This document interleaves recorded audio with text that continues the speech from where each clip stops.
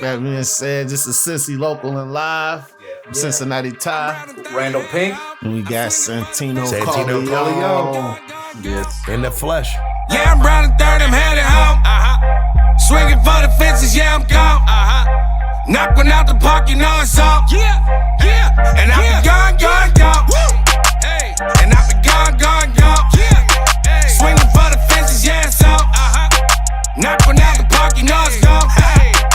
Yeah, I'm round the third, I'm headed home. I'm swinging for the fences. I knock one out the park, you know I made it out the trenches. They hated from the start, but know I made me up. You gotta then apply that thought and make it a reality. You know what I'm saying? But some people don't grasp that concept, I don't think. You gotta definitely be driven, you know, and like we all come up with ideas. We all have these thoughts that come through our head. It's Right. a matter of putting it either on paper, pursuing with it, and having that drive to get it done. Right. And you gotta kind of be crazy too. Like you gotta. You gotta take those things that make you feel like, what am I trying to say? You gotta make those things that like make you feel uncomfortable. Right. Exactly. That gets you.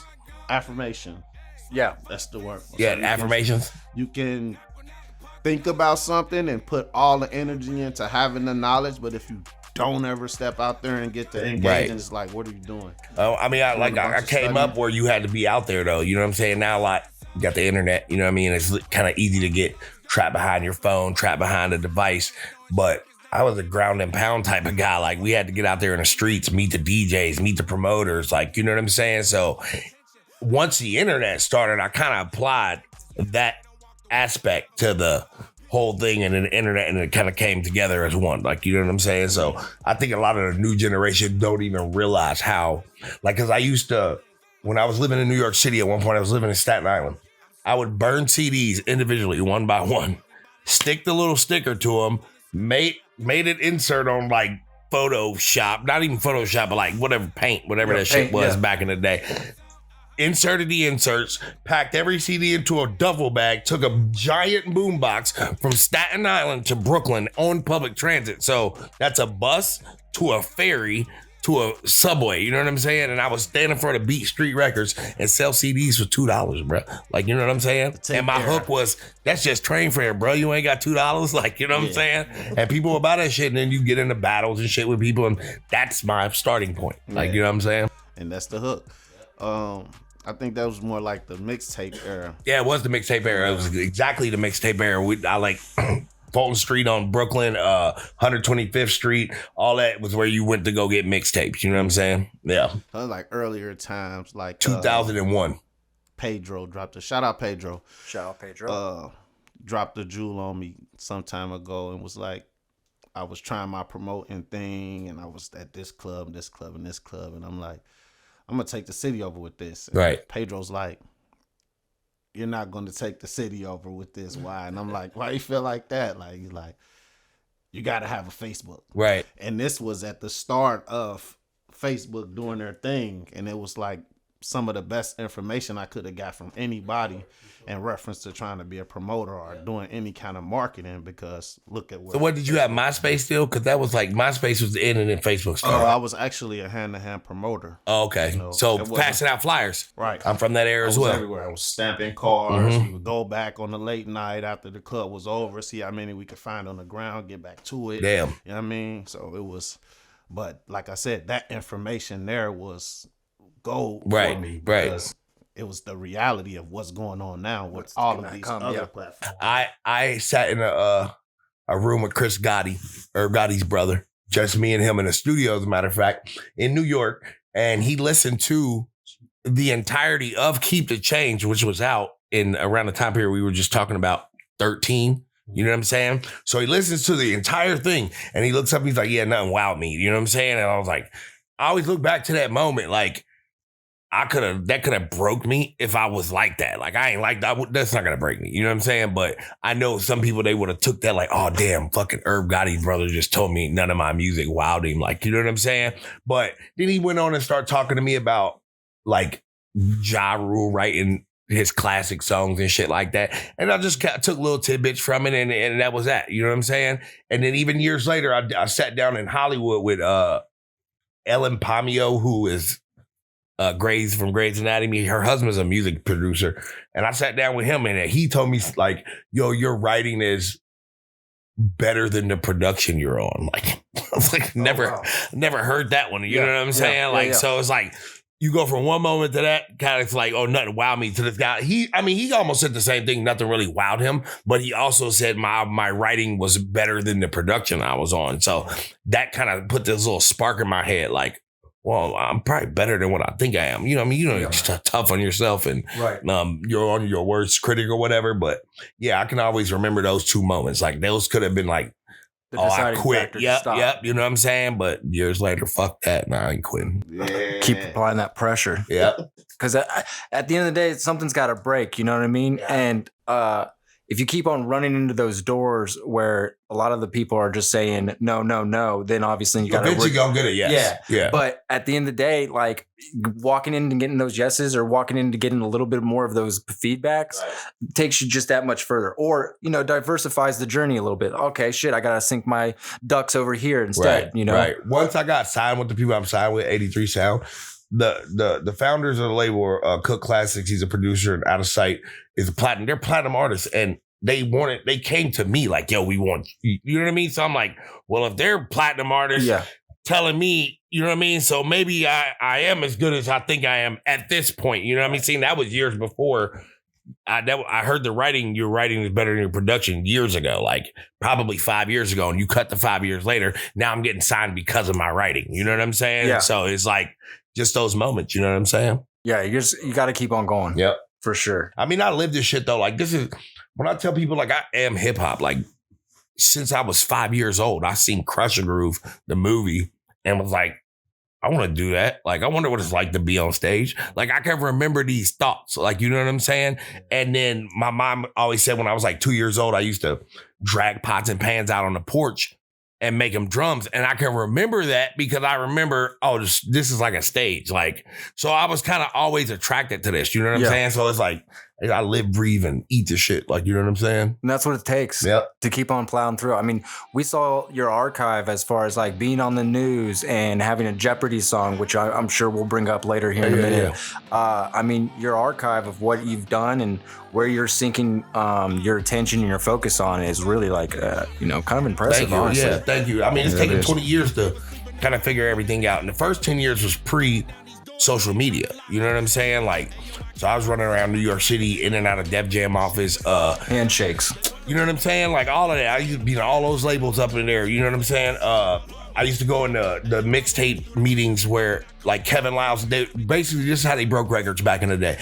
So it's the mixtape era. So what you're going to do is your artist, let's say we got 3 records. We don't know what we want to pick for a single. They will put those 3 records on a white CD, and they used to call them white labels. You know what I'm saying? They have all the top mixtape DJs in the city come into this conference room, and then they play music, and the artists will hand out, like Santana handed me Santana's Town on a white label way before anybody heard it. Like, they used to be bringing that shit back here, and people like, damn, he got Dipset before, like, because I would have it before that's how they would break it. So now it goes on the mixtapes. And in a week or two, the streets kind of tell you what's hot on that mixtape. Like, yo, you heard such and such mixtape. Like, it's this new song on that new song on there. So that's how the label's like, all right, that's going to be the new single. So where at the time, this is pre-internet now, Cincinnati's behind. You know what I'm saying? The internet kind of sped everything up. But back in the day, you say, if the world was at the end, I want to be in Cincinnati, because they wouldn't figure it out for 7 years. You know what I'm saying?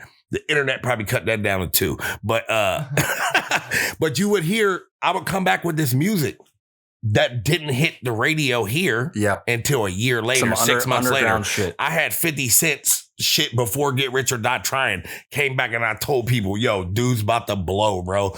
A year later, they like, oh, that's the dude you told us about a year ago. But that's because I was in New York and I was in those circles to get the music. You know what I'm saying? I had Cassidy and Freeway's battle on VHS. Like, the only people heard about the battle. Like, I had, because in the labels, it was circulating around the labels. It's only through, hey, I take this. I think it was kind of like that for me with Swisher House. Yeah. Because I was telling everybody, like, Mike Swisher Jones is coming.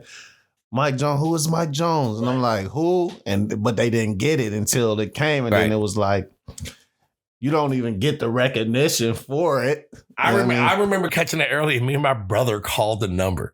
Oh yeah, like, you know what I'm saying? Like, let's call it shit. Then when he blew up, they used to blur out the number because people just blew the shit up. And I think he got genius. a deal. Yeah, it was genius, and I think he got a deal off of with the cell phone company from the number. Like they like bought it from him or some shit. It was something crazy. He got some money out of it. But and funny thing too, I was just thinking about Mike Jones earlier today randomly. Like I think Mike Jones is the turning point kind of on where music, like, because Mike would double up his bars at the end. You know what I mean? Like, I'm Mike Jones, one and only. Like, at the end, he'd say the same thing, and it's always the last 4 bars, and he would do that. You hear that a lot in music now, and I feel like that's he was the turning point of that. Another person to blame for that is Rich Homie Quan. Really? Because Rich Homie Quan kind of did like, I don't even know how to title it. It's like a verse ad lib. Right. So it was like he would say, that's right, too. At first, it would just be a word on an ad lib, or behind it, or I mean. Then he started putting a whole what would be like a half a sentence into an ad lib, and then it just kind of channeled down. He don't get a lot of credit for that either. I feel like that's a lot of Young Thug kind of does that too. No, would you say so? But Mike Jones definitely set the pretext of that. I feel like I was kind of getting away with just saying whatever. Yeah. You know what I'm saying? But it was hard. It's got to be hard though. Like, you know what I'm saying? Hard. Rich Homie came right out hard. N.O.R.E's an artist like that. Like N.O.R.E used to say wow shit, but it used to sound hard. Like Hennessy straight with tomato juice. Like how the fuck is it Hennessy straight with tomato juice? Like, you know what I'm saying?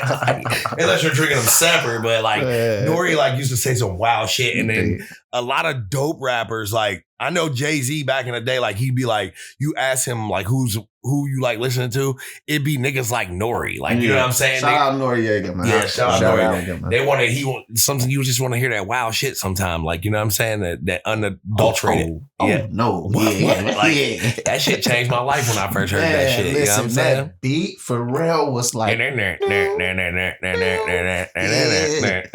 yeah, facts. Man. Yeah, man.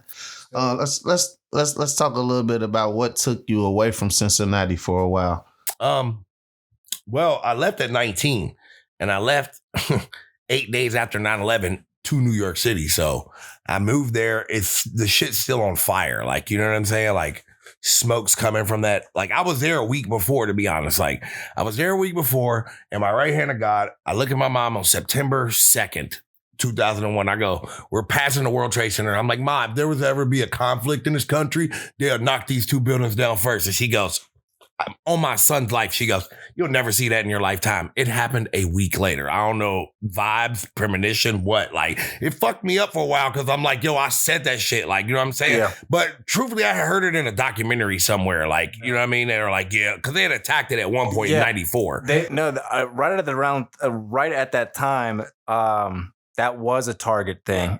We don't have to get into that kind of stuff. Yeah, for sure. But that it was a thing. So that's my jumping out point. And I can remember the day 9/11 happened. I get a phone call from my friend at the time, and he's like, turn the TV on. And I'm like, mind you, my neighborhood kind of knows I'm moving to New York now. Like, people actually thought I was lying. Like, you know what I'm saying? Like, oh, he ain't really, like, because I went out there a week before, and people was like, yeah, he just went out there. Like, nah, I'm moving. I just went out there to go scope things out, basically. You know what I'm saying? Set things up. Yeah, so 9/11 happens. I get a phone call. Dude's like, turn the TV on. I turn the shit on. I'm like, what the fuck is this? A movie or something? Like, it just all kind of hit me. And then we watched the second plane hit. And then he goes, I'll never forget it. He goes, so guess you ain't going to New York. No. Like laughing, like, you know what I mean? Yeah. Almost like, I was like, what the fuck they got to do with me? Like, I ain't worried about that. Like, and I wasn't, you know what I'm saying? So I feel like that's, if there was a movie about my life, that's the beginning. 9/11. Like I could have made a choice not to leave. Like, you know what I'm saying? And that choice leaving has catapulted me to where I'm at now. Like the people I work with now are the people I met in New York. You know what I'm saying? Like now they're all in LA. So like once you start in New York in the music business and you kind of graduate to LA, like, you know what I'm saying? But, so yeah, like if that moment, if I don't go, none of this is happening. None of it. You know what I'm saying? I don't have a New York connection. I don't have, you know what I'm saying? Like I've always had connections here.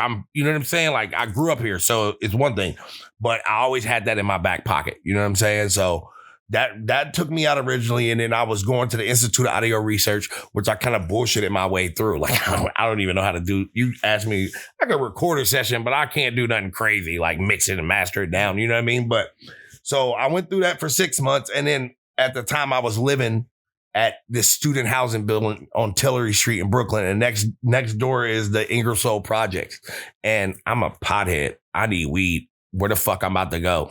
I'm gonna just walk in these projects. You know what I'm saying? So, which I shouldn't have been. This is New York when New York's still wild, but it's not wild like it was back then. Like, you know what I'm saying? Only some sections of it are wild like that For now. the makeup. The whole New York used to be like, I lived there when it was still a war zone. Like, you know what I'm saying? So I would go into projects like, well, fuck, how do I kind of infiltrate this place, so to speak? Like, and find the people who sell weed, because I just don't want to be walking around like, hey, bro, you know what I mean? Like looking crazy. So I would go sit on the basketball courts, and funny story, these are the same basketball courts Taj Gibson grew up playing on. I used to watch Taj Gibson play pickup games when he was 14. Like, you know what I'm saying? Him and his boy Dion, like they were just the two tall niggas from the hood, like the two young tall niggas from the hood. Like they younger than me. I'm 19, they're like 14. Like, you know what I'm saying? I've known Taj Gibson since he was a teenager. So like that, I was hanging around rappers, you know what I mean? And that took me out, because when I moved to New York, it was to get in the music business. That was it. I have no guidance. I didn't know what I wanted to do. I wasn't necessarily even an artist then, like, you know what I'm saying? But in the back of my mind, I was writing and shit like that, but it's never, you know, where I'm from Finneytown. So it's like, ain't no rappers from Finneytown. Set in your mind. Yeah, set in your mind. So it's like, all right, I can go out here and just be a manager or something. You know what I mean? So I start running with rappers. And then I'm the type of dude like, well, if I can see you physically do something, then I can do that shit too. You know what I'm saying? So I start hanging around these rappers. Shout out my boy Life Dutchy. Shout out. And I'm like, I could do this too. So next thing I know, I'm writing more verses, and then we'd go be selling. We put together CDs. We were going to studios, putting together shit. Sycamore Sycamore is an executive now. He was a mixtape DJ Sycamore then, and we used to run down on him and give him records and all type of shit. Like, so that really made me like, yo, I could do this shit for real, because I was in New York and I was getting props from New York niggas. You know what I'm saying? Like, yo, you nice. Like, you from Ohio. Like, that's crazy. Like, they would love that shit. And I'm like almost taken back by it. Like, that's crazy. You know what I'm saying? So then I get into some rock star shit and start doing drugs heavy. And then I'm like, I gotta go home. Like, you know what I'm saying? Like, I can kind of clean myself up there at home, and then I come home and no, I didn't do it. So that's a whole nother story. But yeah, you know what I mean? And so is New York. New York is a real starting point for me. And my style is more like that anyway. Like, if you really listen to my shit, like I rap like a New York nigga, like, you know what I'm saying? And really in that too, I also became family with a lot of people in those projects. And to this day, like, this lady took me in because I was living into the student housing, but I was only paid up 3 months. Institute of Audio Research was a 6-month thing, like, but I was only paid up 3 months. So the end of the 3 months come up, I wound up dating this Puerto Rican chick in the projects, and her mom's like the lady in the hood who takes people in. You know what I mean? So they're like, yo, you can just live with us. Like, to this day, that's my Brooklyn mother. Like, you know what I'm saying? Like, I don't go to New York without seeing her first. Like, you know what I mean? Like, she still lives in the same projects. Like, you know what I'm saying? So I get to go back. Taj Gibson that's now Taj Gibson. They call it Taj Gibson playground now. Like, you know what I'm saying? Yeah. Like, he put money into the court, and he does a basketball camp every summer too there. So it's cool just to kind of have that, the full circle thing going on. Like, you know what I mean? Tight knit community. Yeah, for sure. Like 20 years, man. You know what I'm saying? And you've seen a lot. Like, I see more street shit there than I did here at that point in my life. You know what I'm saying? Like, that's the first time I literally seen somebody get killed and shit like that. Or we just be standing outside and now you got to figure out which way to run, like, because you don't know which way it's coming from. Like, you know what I mean? Shit like that I was never going to out. You know what I'm saying? And then just that, like, that just made me want to be a rapper, I guess. You know what I'm saying? Like, I think looking back, I didn't have nothing to talk about in the beginning. So I put myself in these situations so I could have a story to tell later. You know what I'm saying? One point I go to Long Island University in Brooklyn. I get kicked out for fighting, selling drugs and shit, like selling weed. And I didn't want to call my mom like, yo, I got kicked out of the dorms. So I just stayed out there and I used to sleep outside or I would sleep on the train. I would get up and still go to class. Like, you know what I'm saying? Yeah. And my boys, shout out Life, they would sit outside with me all day, like until they couldn't anymore. Like, you know what I'm saying? Like, oh, we got to get in. Like, so I would go either hop a train, which means I'm hopping a turnstile, go sit on the train all night, like fucking catch a couple hours of sleep, you know what I mean, on a train, because I'm just riding it to the end stop and then riding it back down to where I'm at, you know what I mean? Like, damn. So I did that for a good 3 months, not 3 months, let me say about 3 weeks. And then Life's like, yo, my boy, we were like, I'm not even rapping yet for real fully then. His manager, I was kind of working with his manager and he lived in Staten Island. So this is how I wind up in Staten Island. He's like, yo, you been sleeping out on the street? I'm like, yeah. They like, just come out here. So I wind up moving to Staten Island. Like, you know what I'm saying? So it's just crazy, man. Like how everything could just come full circle. But I feel like, and I used to tell Life, he'd be like, son, why don't you just go home? I'll be like, I got to have something to talk about later on when they make a movie about my life. I swear to God, I always used to say that. I'm like, you got to have a story. Like, you know what I'm saying? I was just in my story at the time. You know what I'm saying? So now I can just look back at it and that archives and looking back on that's the 10 years after that. Like, you know what I'm saying? This is that 10 years in New York. And then 10 years after that is all the social media shit that you see now. So I was doing this 10 years before. You know what I'm saying? It just couldn't be publicized. Right. You know what I mean? I got like a lot of old, like I was at Joe Budden's first album listening to session. Like he was 22 years old. What? That's crazy. I was like, Ed Lover was in there, Lil Kim, like all these type of people. Now, if I had a camera phone in, bro, or if it was social media days, I'd have been lit. Like, you know what I'm saying? I always say, like, bro, if I had social media back then, bro, I'd have been lit at that point. You know what I'm saying? Or just the camera with you. Right. You know what I mean? So that turns in that's okay. Let's go into the Cincy part of the career. So I am doing promotions. We all started promotions, don't we? So I'm doing promotions with self-diploma dudes, but they not self-diploma at the time. And they have a shout out self-diploma. They have a shout out. They have a club they was working out of, Tickets. I don't even think that shit exists anymore, but it was in Covington. Mm-hmm. And they used to do a thing like you get so many people on the list before this amount of, like, they come in, you give a password, like, you know what I'm saying? So before 11:30, if you say the password, you in free. But they tallying how many people you can bring. You know what I'm saying? Bro, we was killing that shit. Like, you know what I'm saying? So then that turns into them starting to throw rap shows. And I'm like, I'm a rapper. Like, they don't even realize that. Like, you know what I'm saying? I was working on I had shit not out, but like music that, you know what I'm saying? So fast forward, they did like a show at TikTok Thursdays, what it was called at the time, at the Mad Hatter, which don't exist anymore. And I brought like 60 people to a show they put me on, and they were like, that kind of perked their ears up. Like, and Sean Heron told me one thing that I'll never forget. He said, if you can't put 60 people in a building you performing in, ain't no reason you should be on stage. That stuck with me forever. Damn. Like, you know what I'm saying? Slap like the number on it. Yeah, like, so I'm like 60. I did that at this little thing. So that's easy. The first real show that I ever did with them was at opening for Chip the Ripper at Tickets. You know what I'm saying? Mm-hmm.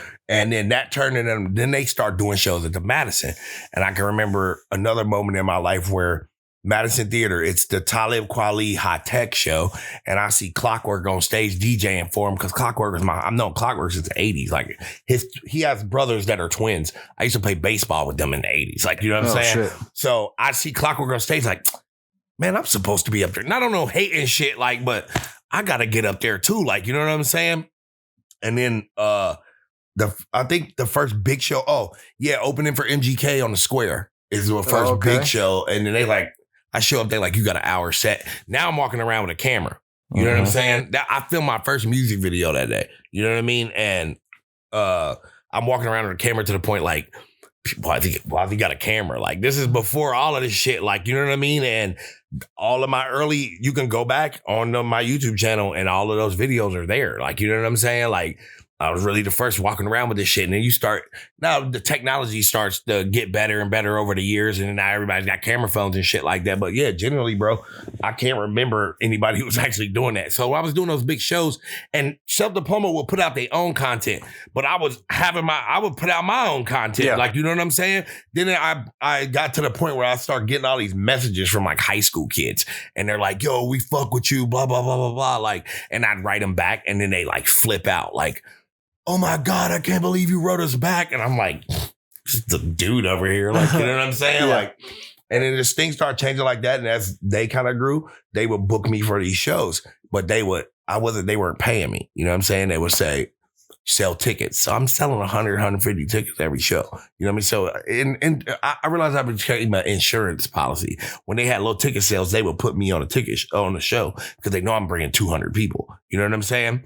Which I look back and I should have been getting paid for that. So, but that's the game. It's going on now. It is a game. So yeah, and I mean, I honestly have a gripe with them because when it got to the point where I didn't need that here anymore, they weren't willing to pay me. So it's like, y'all over there getting money. So, and I feel like they're culture vultures. That's just my opinion. And I've never really said that on any type of thing, but I'm just saying it now because it's the truth. Like, they came into the scene, used a lot of people for their outlets and who they were, and then they bounced. Like, you know what I'm saying? They made a lot of money, you know what I'm saying? And didn't pay too many people in the process. They also discouraged a lot of people from actually continuing to do this. Like, I know plenty of people who just quit. You know what I'm saying? Like, and am I not to cut you off? Didn't that kind of catapult Eminem? What? Self-Diploma. No, Mac Miller. And it didn't. No, Mac Miller. So that's how I got cool with Mac Miller. Mac Miller, they booked Mac Miller on his first tour. Mm-hmm. That's what it is. They didn't have anything to do with Mac Miller outside of that. So Mac shows up 18 years old in Columbus because I go on that tour. I'm like, yo, funny thing is, I didn't even know who Mac was until 2 weeks before that. Some girls like sends me a video. It's Nikes on my feet. And I'm like, oh, that's cool. Like, you know what I'm saying? Just this little white kid from Pittsburgh. Yeah. Like, I'm like, that's cool. She like, yeah, he's about to blow up. And I'm like, oh, word. Like 2 weeks later, they're like, yeah, we just booked this Mac kid on a tour. So the first show's in Columbus. I don't know who this dude is. Like, you know what I'm saying? It was like 30 kids that showed up. Like, you know what I'm saying? But I get cool with him. He needed weed. I can get you some weed. Like, you know what I'm saying? Oh, yeah, I know girls up here. Like, had him come through. Like, you know what I'm saying? So Columbus, Lexington, which I didn't go to that show, Dayton, and Cincy, but it was Covington. You know what I'm saying? At the end of that, Mac didn't have no DJ, so Clockwork DJ'd those 4 shows. Mac just casually is like, yo, you want to be my DJ? Clock's like, rest is history with him because he took Clock everywhere. Like, you know what I'm saying? That was his DJ until he passed. Like, and so Clock would call me like, bro, Mac love you, bro. This is as Mac's like kind of getting bigger. And I'm like, what's that mean? Like, you know what I mean? What do you want me to do with that? He's like, nah, just come fuck with us. I'm like, what do you mean? Like, just come fuck with us out on tour. And I would literally just go to wherever they were at, fucking hang with them. And next thing I know, I'm like a roadie. You know what I'm saying? Like, I'm standing next to Big Dave on stage, like picking over, hey, go get that girl. You know what I'm saying? Like, I'm not going to say that Clock had way more of an intimate relationship with Mac because that was his DJ. But yeah, Mac was my boy. Like, Mac is the reason I got a lot of my popularity here because people would be like, yo, Mac Miller knows him or he knows Mac Miller. Like, me and Mac would be talking on Twitter. Like, you know what I'm saying? So I always told Mac, like, bro, you don't know how much you helped me. Like, you know what I'm saying? Like, and he was just that type of dude. Like, he didn't have to fuck with us. Like, I always said that too. Like, he was this kid from Pittsburgh who got famous as fuck in this 1 year span that we met him. Like, we met him right before it happened. You know what I'm saying? And then Donald Trump, that song came out and it just fucking changed everything. So that when they first pulled up, they pulled up in a 4-door Volvo. That first tour. Like, so they did the tour in a 4-door Volvo. Like, they had hit something too on the way. So like the front bumper was fucked up. Next year, he's got a tour bus. The year after that, he's got 2 tour buses. The next one after that, he's got 2 tour buses, but there's a studio in this one. So I've traveled on certain shows with him throughout tours from like the Kids era to Macadelic. You know what I'm saying? Okay. Yeah. So when the Macadelic, like when his music started changing. But when he progressed. Yeah, he really started becoming an artist and getting into some things he probably shouldn't have gotten into, but you know what I'm saying? But yeah, that kid really like changed my life for real. Like, you know what I'm saying? Rest up, Mac. Rest in peace. I'm glad I got to see him one last time on the Good AM tour. because, and I had forgot, this is like around 16 and my kid was just born and I wasn't really going out like that here anymore. And I wound up going out one night and I'm outside of this club downtown and I hear a Tino and I look and it's Jimmy, Mac's boy. Like Jimmy is my homie. We had plenty of good times on tour. Like, you know what I'm saying? And I'm like, oh, damn, I kind of forgot they was in town today. Like, you know what I'm saying? And then he was like, yeah, Mac, I want to see you. Like, and he walked me in there, passed me Mac security and shit. Mac, I'm like, you know, say what up. And I was like, I thanked him that day. And I was like, yo, bro, thank you, bro. Cause I was like, a lot of shit I do now is because of you, man. Like, you know what I'm saying? You never had to fuck with us. And he like, you already know, you know what I'm saying? Like, that was our last little encounter. And I'm glad I got to have that because the inevitable happened afterwards. But you know what I mean?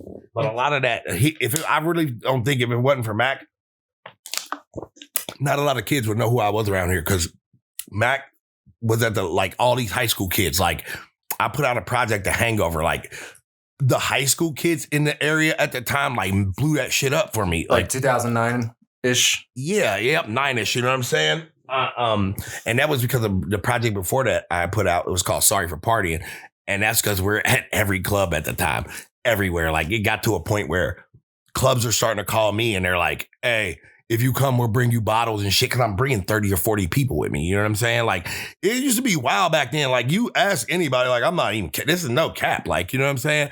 Like, I remember one club where it started changing for me. It was like, you know, the night before Thanksgiving, everybody comes out to party. Yep. You know what I'm saying? Like, so I would be starting to see like, so it's a line around the corner of this particular club that I never have to wait in line for. Like, I can just walk in.